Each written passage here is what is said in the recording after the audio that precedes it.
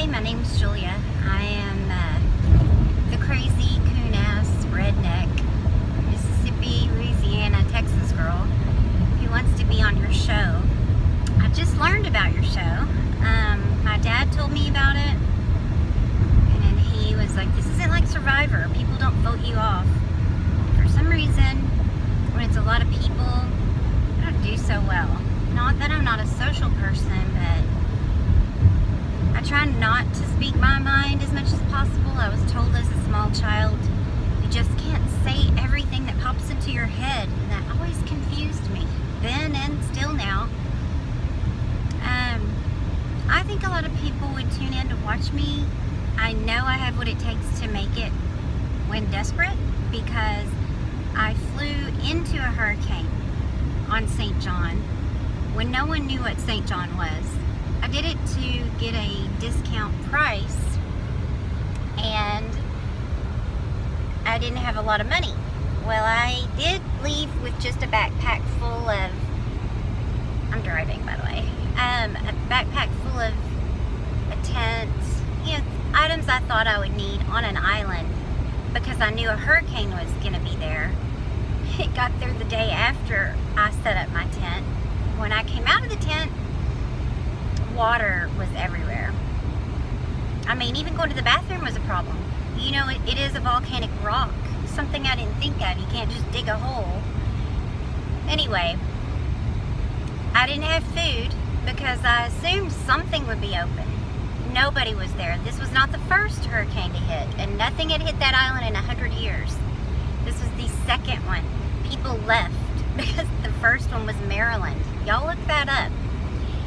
I didn't, and I ended up there with no food, nowhere to get food, nowhere to poop, nowhere to pee, just me and a bunch of problems. So I did learn to shit off a cliff. I saw a palm tree hanging by a cliff. Under that cliff, it was a huge drop off. There were waves crashing in. I mean, beating up against the rocks. And I thought, well, that's kind of like a toilet flushing, right? So there's palm trees, and I'm thinking those palm trees sway in 100-mile-an-hour winds, and they don't break or come out of that ground. So I can hang my butt off that cliff and poop and pee there, right? So that's what I did. Thus came my saying in life, you don't really know a thing about life until you've learned to shit off a cliff and look good doing it. See, our generation doesn't have the whole, I had to walk barefoot through the snow 10 miles uphill both ways going to school. But I've got I had to shit off a cliff and catch my own land crabs because there was no food. The land crabs I learned one night going to the cliffs, and the water had receded. I was hungry. I mean hungry. I didn't have anything, and I was hungry. So I noticed when I shined a flashlight on them, they'd freeze. The sand crabs, or land crabs, whatever you call those. They were sandy when you eat them. But anyway, I had a pot. I had a way to make fire. I had a little bit of water. But the food situation, I thought, you know what? Those things go right or left, I can't remember, every time when I take the light off. Get a sleeping bag or a pillowcase, put that right next to it, and put the light on them. They'll freeze, then take the light off. They'll go right in the sleeping bag, right? Or the pillowcase. They sure did that. So caught them suckers and ate them. And I had to learn to do this on my own. So I can honestly say I've been in situations. I've went ahead and started practicing using an axe, because so what happened to that one girl, I hadn't used an axe. I've used a machete quite a bit. We live on 400 acres and it's a lot of brush. We've had to clear it out. But I've already built a dwelling just to see, and it was kind of fun. I told my son Braxton, we're both going to do it. Let's pretend like it's the end of the world. His homeschool assignment has been, if this house were burning down to the ground, I want you to put everything you would put in one backpack. Just say Mommy's got all the pictures and sentimental things outside already, and the cat and the dog, and your brother and sister and your dad. What would be the things that you think, if we had a whole month that we couldn't get anything, no one could come to us and we were stranded, what would be the things you would put in that backpack to live off of? He did pretty good. You know, I've given him survival books, survivalist kind of books and stuff. So I'm very well prepared, I believe. And one of the things that I think make me great is I'm 47 years young. I look a lot younger, don't know how. I have a sketchy past, but it is my past. Before I had children, I did do drugs, use drugs, sell drugs, made drugs, drank, bartended. I had a nomadic life. I would sell everything I owned, buy a ticket to go to the next place. If I liked to scuba dive, I worked in a scuba dive shop somewhere to get my scuba diving free. I figured I'd never be rich. I didn't really think I'd find a man that I'd ever love, and I was never supposed to be able to have children. So I was real hurt by that, since I only ever wanted to be a mom. Thus, I think, more drug use.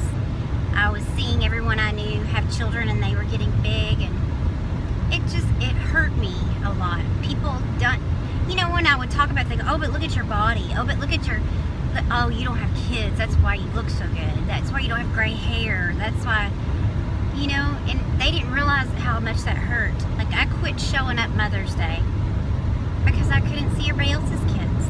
I couldn't tell people why, because they said it was like it was a blessing. And I'm thinking, oh my goodness, y'all don't appreciate your children or something, because that is a curse. If that's what you wanted to be, was a mother. So I did do drugs, use drugs, but if you look at my record, because I'm sure y'all do background checks, everything I did to myself. I am not going to be stupid and say making drugs and selling drugs, that was only to myself. I'm very aware. And I am so sorry for that part. But I do believe that my past has made me the better person that I am today. And that was 16 plus going on years ago. I've been sober ever since. I needed that time. And 3 months of it, a solid month, was in SPC. That's Suicide Prevention Center. I made a stupid off-the-wall comment trying to be funny. Don't tell jokes to guards in prison. Whew. This was in county, but they asked me, "Are you suicidal in any way, ma'am?" And I was like, if I was ever suicidal, this would be the time to shoot myself in the head, wouldn't it? They put me in SPC. I had no idea what that was, but some girl goes, "You're suicidal?" I was like, "What? No." Well, they got you in SPC. Evidently she knew what it was. That was my first time to do real time. And you are alone. Alone. You have to ask for toilet paper. You do not have underwear. You don't have a toothbrush. You don't have a pen, paper, book, nothing. I even asked the guard, because you push a button and talk to the guard, because you got to ask for a piece of toilet paper. I go, what is going to happen if you give somebody a roll of toilet paper? Do you choke yourself with it or something? And they got on to me. They were like, hush, you're going to make people, I guess that's what you do with it, because they made me shut up. And I'm like, well, you shouldn't have a sane person in the crazy ward then. We couldn't see each other, but you could hear them. And believe me, people's minds snapped. Or they were nuts going in, I'm not sure. But you do get lost in your thoughts. I see these people on this show. My dad saved them all for me on season 2. I haven't seen one. But he thought for sure this one guy was going to win. He's got a drying rack. He's made games. And I told him 7 days in, I go, he won't make it, Daddy. And he's like, why? He's already got a house. He'll make it. I'm like, no, because he's already talking about missing his wife too much. I go, you can be as strong a person as you think, but your mind, in the end, if you can make it a week, if you can figure out food, if you can figure out how to stay warm, and you've got, you know, the fear of the bears or whatever off of you, then you've got yourself. And I'll tell you what I discovered about me. I'm my best friend. I'm funny. I'm never going to let anybody squash what is inside of my mind. And I do it till this day. I will say things that crack me up I couldn't dare say out loud. Sometimes I accidentally say things out loud. I'm like, oops, that wasn't in my head. I gotta quit doing that. But I learned to enjoy me. I had never ever loved me before prison. I can honestly say, if you go in there with the mind that you are better than these people, no, you did something wrong. Don't say I'm innocent. If I didn't get caught on that one little thing, or if they didn't do that probation, they don't, all these people in there don't count all the things they got away with. They think about that one lawyer that didn't do them right. I'm like, oh, I'm so guilty. Man, I'm guilty. I'm guilty. It doesn't matter how my mama treated me or what I think my daddy did wrong and how I grew up. I did things. I didn't get caught for it. All of us have. I think holding a record against someone, unless it's, I don't even want to say because I don't want to be judgmental, but I was anti-gun. I was actually dubbed the good drug dealer out there. And I think that's how I got busted. Because who are they going to narc on? The one that's in a gang who's got some heavy muscle? Or this little girl that's been nice to everybody on the streets for 13 years passing out dope? Pretty sure that's what happened. But that's a whole nother story. I just don't want that. I think that my prison time, me going inside myself, once I got into population, putting earplugs in, reading books constantly, I think that makes me a stronger person. If I can make it through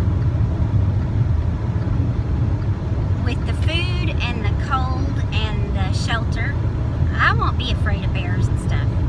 I mean, they'd have to eat me because honestly, we need the money. I want to go. I want to get out of where we're at. To get out from under it, this is exactly the amount we would need. I feel so stuck right now in my life because of money. I want my kids at this point in time, before they get any older, to not think about things, the internet, stuff. I mean, seriously, I want to move back to the island in a tent. I even drank back then, but it was the only 6 months I ever did on my own sober. It was hard because I wasn't in a program, and I remember taking that 6-month ship and throwing that sucker in the ocean saying, God, that sucked. You're going to have to take the desire out of me some other way because I cannot white knuckle anything. You made me this stubborn, strong-willed girl, and I already messed up and tried drugs, and I like them. If I like chocolate cake, I gotta have it. I cannot deny myself chocolate cake every day. So God, you're gonna have to take this desire away or make me not stubborn anymore, which I don't think you can do since you created my character as a child. Not trying to make excuses for myself, but I do believe if you have a child that was born with a stubborn, strong will, that can be channeled for good. I don't think you should try to squash it out of them. There's plenty of things in this world, in this country, in this government to rebel against. There's plenty of things to be stubborn about. I think it can be a very good quality. I just think that when you're young, most people are going to use it for stupid reasons. But I did overcome it. And you know what? I hate drugs. I hate it. I hate what it's done to friends of mine. I hate that I know so many people that shot themselves. Only one that survived that, and that I caught one of them with a gun years before and couldn't stop him the year he did it. I hate drugs. Hate them. I don't know if you can even see me now, the sun moved. But I just know I would do good on this. The only part that I'm not sure about, because I didn't have kids when I went in. And my husband is my best friend. Boy, I got lucky there. I guess that was a God thing. Yes, I am a Christian who sometimes cusses, who sometimes, I don't know. I'm an eclectic person all the way around. I'm sure a lot of people would like to judge me for several things. For one thing, my 10-year-old goes, "Oh, Mommy, please don't get on TV and be naked." I was like, why would you say I would do that? I just know you. I'm like, what? When have I ever been on film naked? But he's like, well, I just think you might do that. I'm like, I am not going to take my clothes off. It's going to be cold there. Oh, good. It's like 10 telling me how I should be. Oh, it's kind of scary.